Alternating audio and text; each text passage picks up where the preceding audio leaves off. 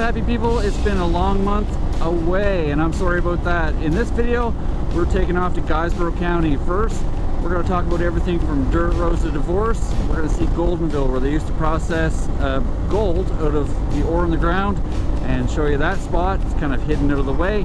We're going to then travel over through the back roads to Bible Hill, and I'm going to show you the pinnacle of pinnacles. You're going to get to see the Berlin Wall pieces, and the Berlin Wall pieces themselves are local. You can do this yourself. It's in behind the Dalhousie campus. Stick around. There's going to be a lot of conversation, and in there I'm going to show you something about eating in a diner and being kind to people who aren't kind to you. There's a lot in this episode, I guarantee it. Hopefully you like it.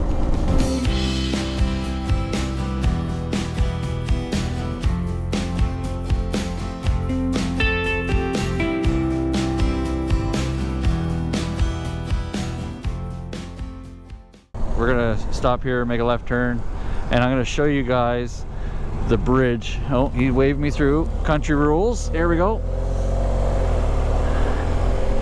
And oh, she's waving me through. Country rules. And look at this. We're in the middle of the mountains and in a flooding plain. And this literally floods. I've been here through the when the water was over the road. There's a river over here. We're gonna go down and we're gonna see the old house.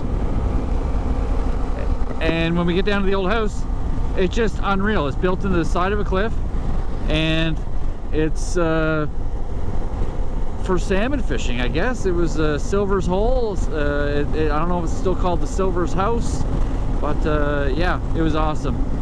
This is a beautiful place. Can you imagine being unhappy somewhere like this? Some of the best grassland ground you can find in the county is in the rockiest place in the province. It's just beautiful. Yeah. Hey, how's it going, dude? See you later. Psychedelic. Nice. Lots of stuff to grow around here. Lots of types of grass, I'm sure. Look at this. So there's a one-lane bridge. Oh, the house is still there. I'm going to slow right down. We're going to go down, we're going to go across, and then we're going to come back. The hurricane came through here and leveled all those woods up in there, and it was old forest. Look at that place. Oh, you even get the treat of someone fishing. Two people fishing.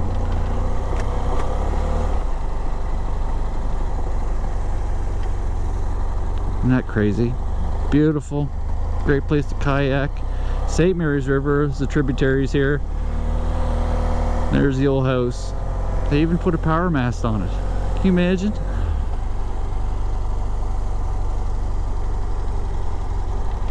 So yeah, we're gonna go back down here. We're gonna go hit some dirt roads, but yeah, I want you guys to see that. We're gonna go back over there, we're gonna cross over, and we're gonna see the dirt road on the west side. I love that road. Scenic road. Glenelg. There it is. Glenelg. Alright, we're gonna cross over the St. Mary's River. We're gonna go over the west side road. And I did a video back over here on my other channel a couple years ago about the Hirschfield mine. And it was actually one of my first videos I've ever done for YouTube. It sucks. It's not very good, not well produced, but yeah. And there was a Hirschfield mine up in there, which was lead producing and silver producing. If you don't know, silver and lead are partners in geology, and where you find one, you typically could find the other. This place is also known for Waternish. See here? This place is also known for its fool's gold. There's a lot of gold mining down here. You have places that are named after gold, like Goldenville. You have a gold mining operation they were trying to start here, and these back roads are just. This is why I come down here, because of these back roads. We're gonna go around the corner here. There's gonna be like a jagged rock cliff up ahead, and in the ground there's the old rock bed is there, and you pretty much drive over the bedrock of the jagged rock cliff. So it's just so cool. Tree, no one else is here. I hope no one else comes here. You'll see the red signs here. Nope, that's say no to the exploratory drilling. See, look, oh yeah, we're on the rock bed, look at it, just everywhere. And a lot of people were in protest. It's a very liberal place down here. It's not surprising it's that way because we're just outside the village of Sherbrooke. And Sherbrooke is a place frozen in time because it is a museum of a town. It's a historic village, and so they decided to make it a provincial treasure, and they staff it with people to reenact like you'd find over in Cavendish and in PEI, and every year it's closed off for visitors, and you can still go through, you just can't take part in any of the actual activities that go on in there because they close down at 5 o'clock. They open the gates, they actually shut the roads down so that all the actors can go out freely on the road and engage with all the people that are coming as tourists. Very popular for foreigners to come visit this place. And I mean, this is old school. These are just welcome to Waternish. Glenelg, Waternish. Some people say Glenelg. I mean, they insisted on enunciating the G, but yeah. We're up here in Goldenville, Nova Scotia. This little road is going to take us into where we want to go. And Goldenville is the site of what used to be a population of 4,000 people. It's dwindled down to probably about 10 now. And there's a few houses in along here. But the old mining site is up in here. And it's actually pretty neat and cool. Health warnings, danger, don't go in here. You shouldn't. We're gonna. No, I've been in here before. So see, there's a fence here. That fence is keeping people from falling into a giant pit that's in there. This has grown up quite a bit since the last time I was here. And there's another pit there, and I mean, they're endlessly deep. You can see the fences keep people from going in them. There's stories of old skidders walking through the woods through here, hauling logs, and all of a sudden they come across a pit, and then the skidder get hung up, all four wheels spinning. If it wasn't for the logs and the blade in the front, they'd have fell to their death hundreds of feet. An old bird's nest. Man, this place isn't as used as it used to be. And here we are. There's the old foundations. Cool, right?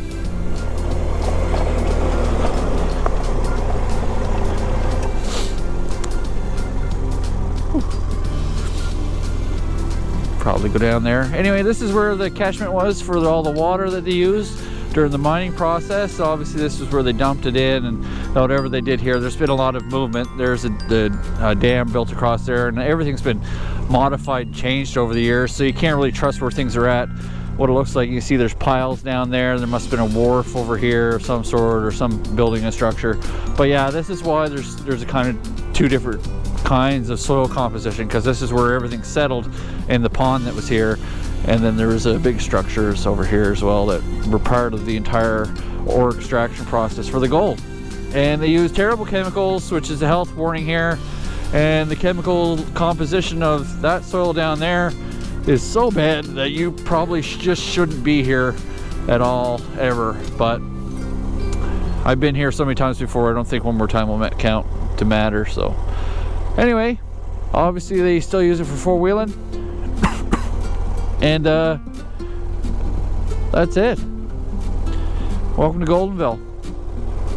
And there's still a lot of stuff here littered all through the ground. It's pretty hard on your tires if you're not careful. Old pins and stuff. Is it sandy or clay? Old gray clay. Bit of sand.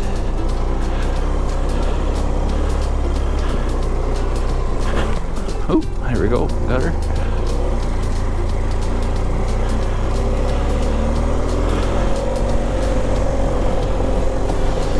I just can't remember the way in. There's another foundation there. God knows what you find. It looks like there's someone filling something in over there. More roads over there. Crazy. Yeah, Goldenville. A historic site of ground contamination during the gold rush era. Awesome.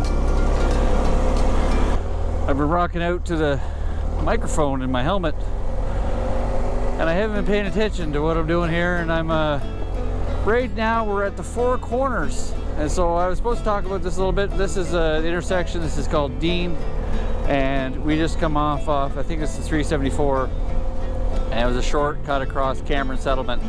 Now on this side, this is Colchester County. On this side is Halifax Regional Municipality. I was actually to a ATV versus car crash like right along here years and years ago, and it was because it was on this side. They asked us to go to it if it was to help HRM, Halifax Regional. This is one of those roads that I'm going to shoot across to Upper Musquodoboit. These back roads, guys, you don't have to do pavement, but there's pavement connectors, and once you get back here, it's real easy to get across country. You don't have to touch a highway. You get these beautiful views. I'm getting onto standing up.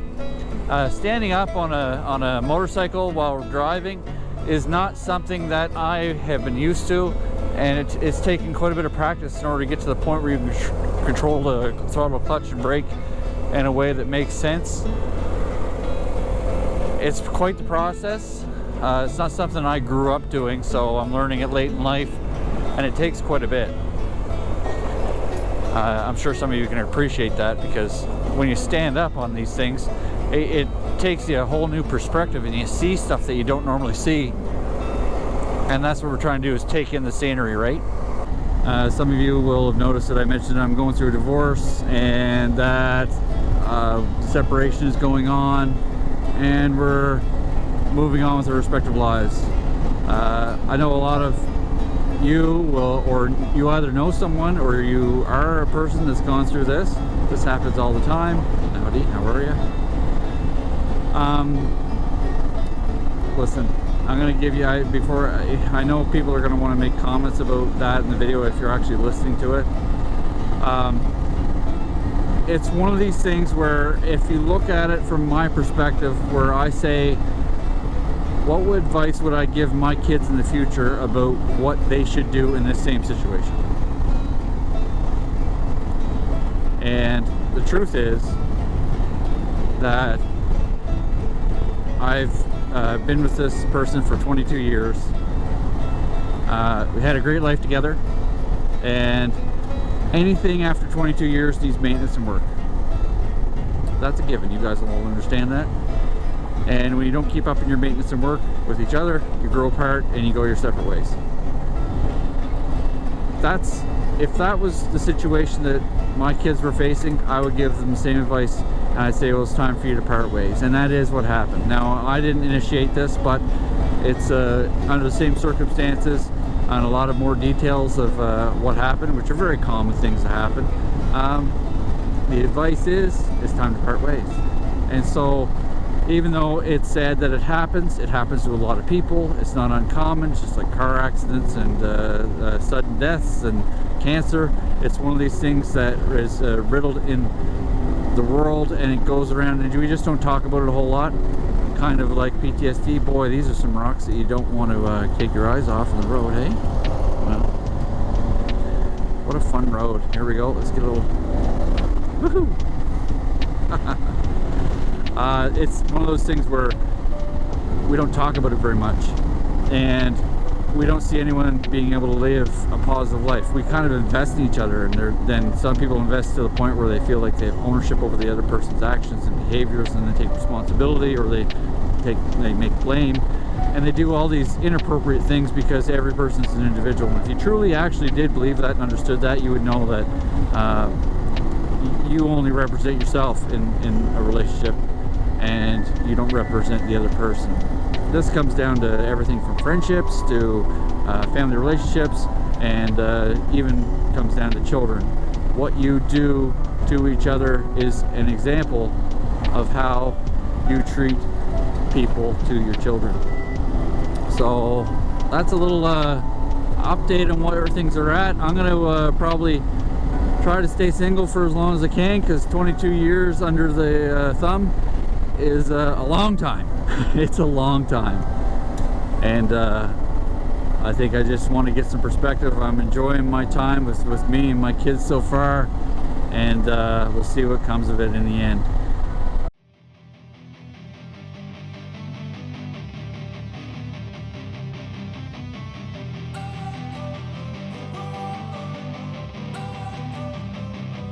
Don't wanna sleep in, cause I got something to prove. I gotta take what I hate and finally make a move. I think of you and all the shit you don't do. Well, I'ma make hella sure that I don't become you. I have no regrets, yeah, I'll tie up my chest. I'll never forget what it's like to be in debt. Been stabbed in the back bed, I'll show you what happens. Pass me the mic and I'll show you with action. I feel this pain, you already know. Turn that to gains, let my money show. I've got these things that I can't let go. Watch me turn this life into something that you could never own. Well, I think I found some food.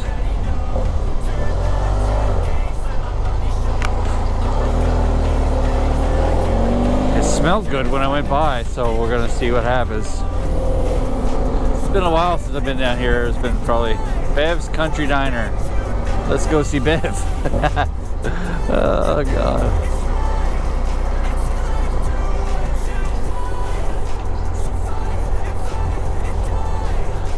Wednesday to Sunday, 11 to 7.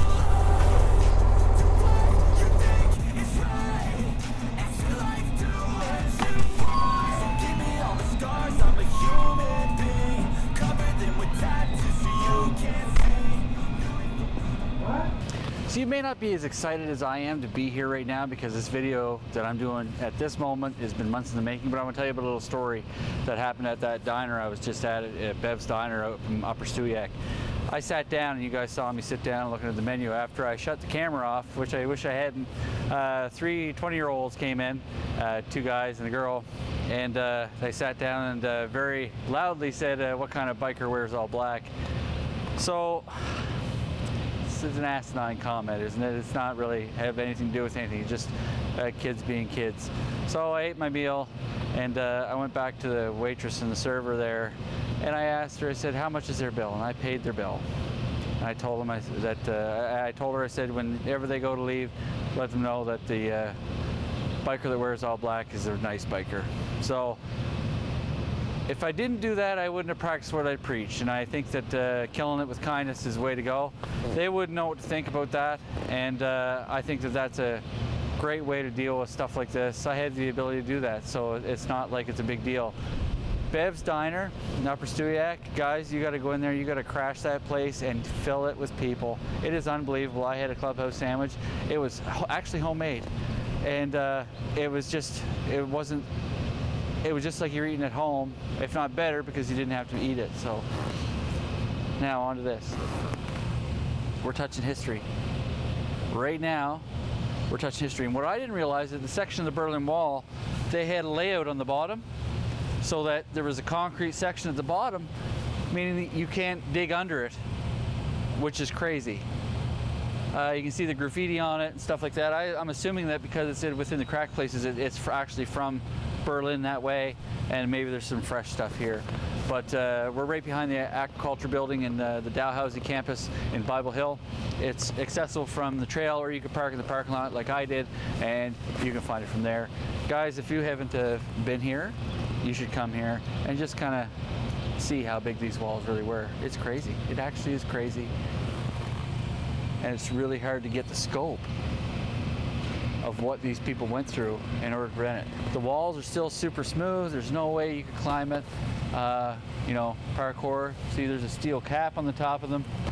Just stuff that you just don't normally see. And I'm gonna go stand by one, and you guys will get a chance to see exactly how big these places are.